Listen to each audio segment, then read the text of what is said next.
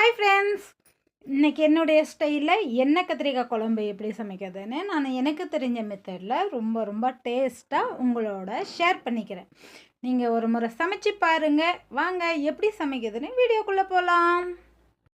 எண்ணெய் கத்திரிக்காவுக்கு நம்ம ஒரு மசாலா ஆட்ட போகிறோம். அதுக்கு ஃபஸ்ட்டு பாண்டில் அடுப்பு மேலே வச்சுட்டு கொஞ்சமாக எண்ணெய் சேர்த்திக்கலாம். எண்ணெய் சேர்த்துன உடனே நம்ம ஃபஸ்ட்டு எந்த அளவு எடுக்கிறோங்களோ அதே இதில் நம்ம அளவு எடுத்துக்கலாம். வெந்தயம் 3/4 ஸ்பூன் வெந்தயம் சேர்த்திருக்கேன்.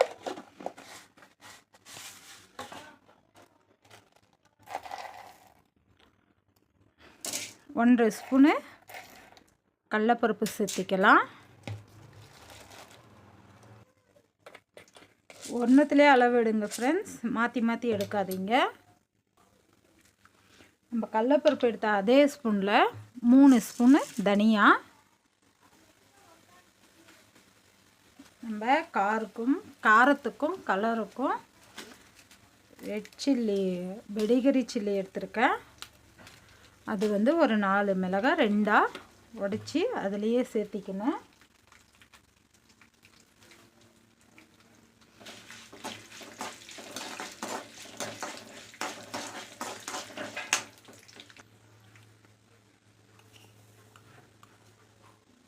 ரெண்டு ஸ்பூன் எள் அதையும் அதிலே சேர்த்திக்கலாம்.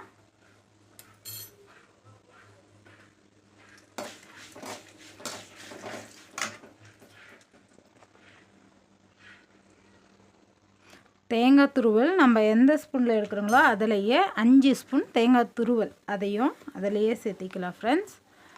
சேர்த்துட்டு தேங்காய் துருவல் சேர்த்துன உடனே நம்ம ஸ்டவ்வை அணைச்சிடலாம். அணைச்சிட்டு இது சூட்லேயே ஒரு 2 நிமிஷம் போல் ட்ரையாக அப்படியே விட்டுறலாம். 2 நிமிஷம் போல் நல்லா ஆறிடுச்சு. வாசனை சூப்பராக இருக்குது ஃப்ரெண்ட்ஸ். ஆட்டிக்கலாம். இதை தண்ணி விட்டு நல்லா ஆட்டி எடுத்துக்கலாம். நம்ம மசாலாவை நல்லா ஆட்டி எடுத்துட்டோம். இது சைடில் இருக்கட்டும். நானும் பெரிய சைஸு 3 தக்காளி எடுத்திருக்கேன்.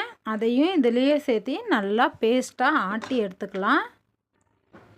தக்காளியும் நல்லா பேஸ்ட் பண்ணியாச்சு. இதுவும் சைடில் இருக்கட்டும். நம்ம வறுத்தோம் இல்லையா, அதே பாண்டில் அப்படியே வச்சுக்கிட்டு கொஞ்சம் எண்ணெயை நல்லா கூடுதலாக சேர்த்திக்கலாம். எண்ணெய் கத்திரிக்காவுக்கு மெயின் எண்ணெய் தான். எள்ளெண்ணெய் இருந்தால் நீங்கள் எள்ளெண்ணெய் சேர்த்திக்கோங்க. நான் கோல்டு வின்னர் எண்ணெய் எடுத்துருக்கிறேன்.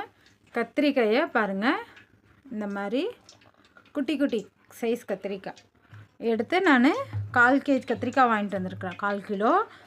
அதுக்கான மசாலா தான் நான் இப்போ சொல்லிகிட்டு இருக்கிறது. எனக்கு கத்திரிக்காய் வாங்குகிற ஐடியா இல்லை.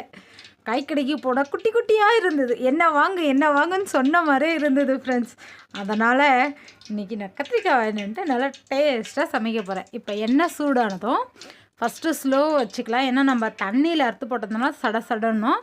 அதனால் ஸ்லோ பண்ணிட்டு நம்ம கத்திரிக்காயை ஒவ்வொன்றா இதில் சேர்த்திக்கலாம்.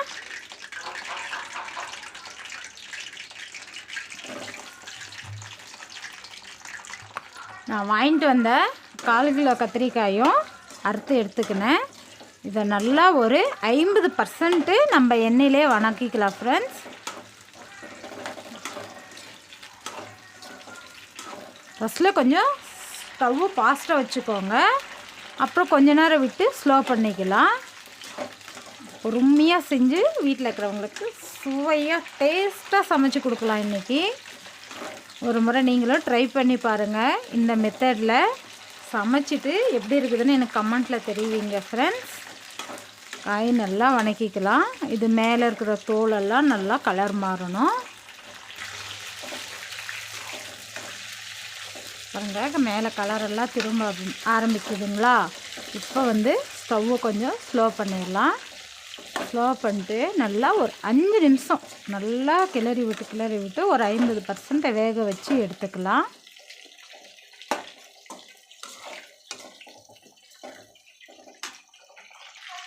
பாருங்கள் ஃப்ரெண்ட்ஸ், காய் நம்மளுக்கு நல்லா வணங்கிடுச்சு. அதாவது 50%. இப்போ நம்ம அடுப்பை ஸ்லோ பண்ணிட்டு காயெல்லாம் எடுத்துடலாம்.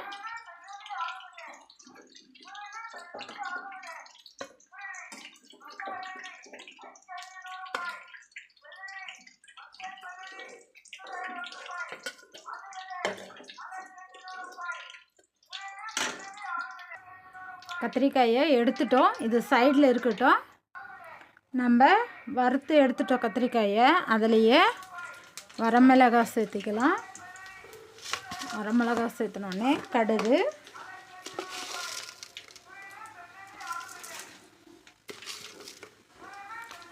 சேர்த்திட்டு பூண்டு, கடுகு நல்லா பொரியட்டும். பொரிஞ்ச உடனே பூண்டு சேர்த்திக்கலாம்.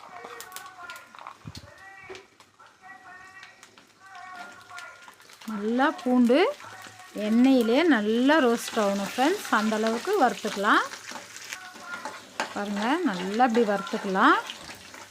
நல்லா பூண்டு கலர் திரும்பிடுச்சு. இப்போ நல்லா கருவேப்பிலை சேர்த்துக்கலாம்.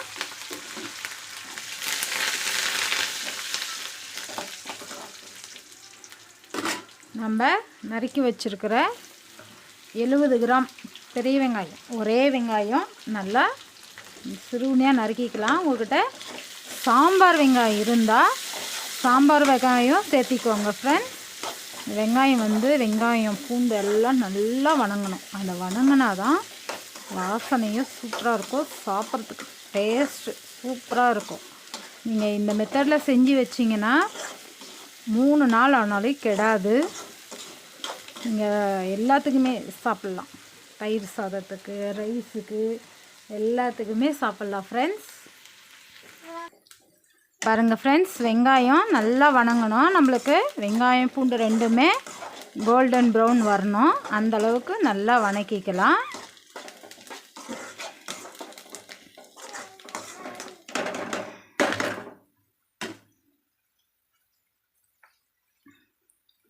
இப்போ நம்ம ஆட்டி வச்சுருக்கிறோங்க இல்லையா தக்காளி, அதையும் இதிலையே சேர்த்திடலாம்.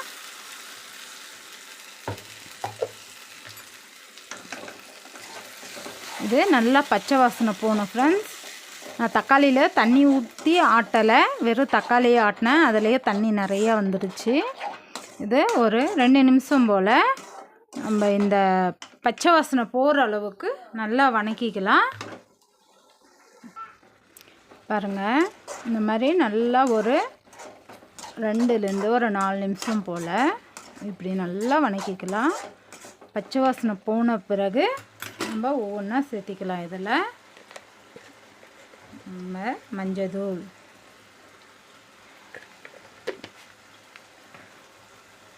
நான் முதலையே மிளகாய் ஆட்டியிருக்கிறேன். அதனால் காரத்துக்கு ஏற்ற மாதிரி 1 ஸ்பூன் மிளகாய் தூள், தனியா தூள் நம்ம ஏற்கனவே தனியா 3 ஸ்பூன் போட்டு ஆட்டியிருக்கிறேன். அதனால் ஒரே 1 ஸ்பூன் வாசனைக்கு நல்லா தனியா தூளும் சேர்த்துக்கலாம். சேர்த்துட்டு இதை நல்லா வணக்கி விடலாம் ஃப்ரெண்ட்ஸ்.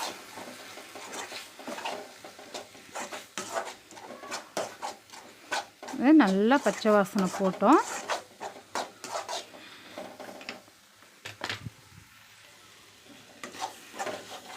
நம்ம தூளெல்லாம் சேர்த்துட்டோம். நல்லா பச்சை வாசனை போயிடுச்சு.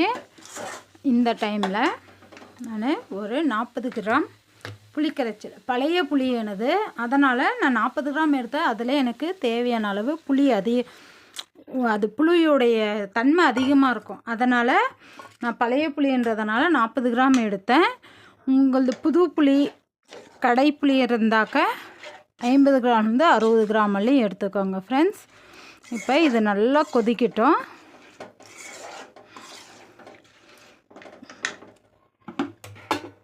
இந்த டிஷ்ஷுக்கு தேவையான, இந்த சமையலுக்கு தேவையான கல்லுப்பும் நான் இதிலே சேர்த்திடுறேன். நல்லா புளி பச்சை வாசனை போகிற வழியும் கொதிக்கட்டும். அது வழியும் இதை நம்ம கொதிக்க விடலாம். நல்லா புளி பச்சை வாசனை போகிற வழியும் நான் ஒரு 4 நிமிஷம் போல் கொதிக்க விட்டேன். இப்போ நம்ம முதலையே வறுத்து அரைச்சோம் இல்லையா, அந்த மசாலாவும் இதிலையே சேர்த்திக்கலாம். சேர்த்துட்டு தேவைக்கு தண்ணி சேர்த்திக்கலாம்.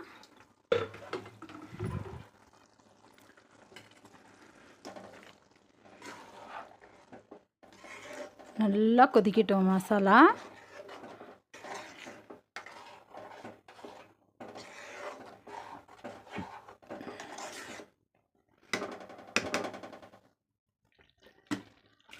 நம்மளுக்கு மசாலா நல்லா கொதிச்சிருச்சு. இப்போ நம்ம வணக்கி வச்சுருந்த கத்திரிக்காயை இதில் சேர்த்திடலாம். சேர்த்திட்டு ஸ்டவ்வை வந்து ஸ்லோவில் இருக்கட்டும் ஃப்ரெண்ட்ஸ். நல்லா ஸ்லோவில் இது ஒரு தட்டு போட்டு நல்லா ஒரு 7லேருந்து 8 நிமிஷம் போல் நல்லா ஸ்லோவில் கொதிக்கட்டும். அப்போ தான் அதனுடைய மசாலாலாம் அந்த கத்திரிக்காய் வந்து அப்சர்வ் பண்ணிக்கும், உள்ளே ஏற்றுக்கும்.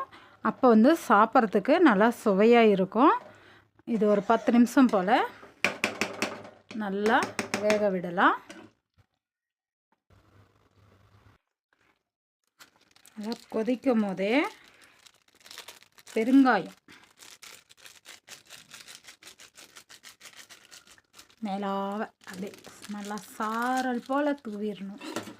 தூவிட்டு ஒரு கிளறிடலாம்.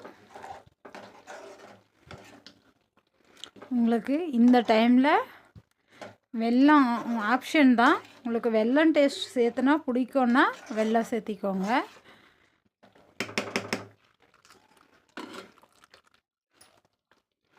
கொஞ்சமாக நான் வெல்லம் சேர்த்துறேன். அதிகமாக சேர்த்துனா ரொம்ப ஸ்வீட் ஆயிரும், அதனால் பிடிக்காது. கொஞ்சமாக வெல்லம் சேர்த்திட்டு கிளறிட்டு திரும்பவும் நம்ம தட்டு போட்டு மூடி விடலாம். நல்லா கொதிக்கட்டும்.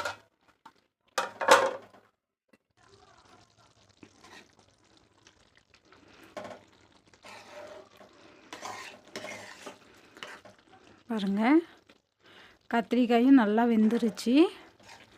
நம்மளுக்கு குழம்பு ரெடி ஆயிடுச்சு. நல்லா மல்லித்தலை தூவிட்டு இவங்க தலை மேலே கொஞ்சம் எண்ணெயை ஊற்றிட்டு ஸ்டவ் அணைச்சிடலாம்.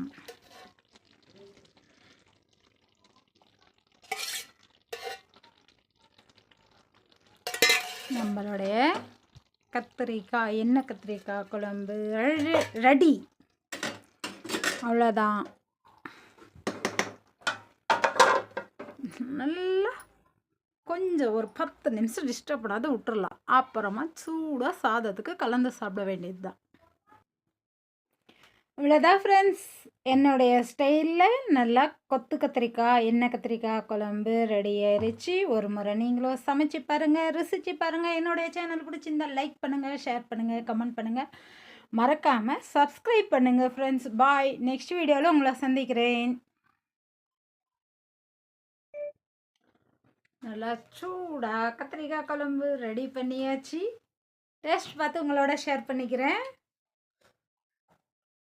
நல்லா வெந்திருக்குது, பதமாக சூடாக இருக்குது ஃப்ரெண்ட்ஸ். தயிர் சாதத்துக்கெல்லாம் சூப்பராக இருக்கும். நீங்களும் ஒரு முறை சமைச்சு பாருங்கள்.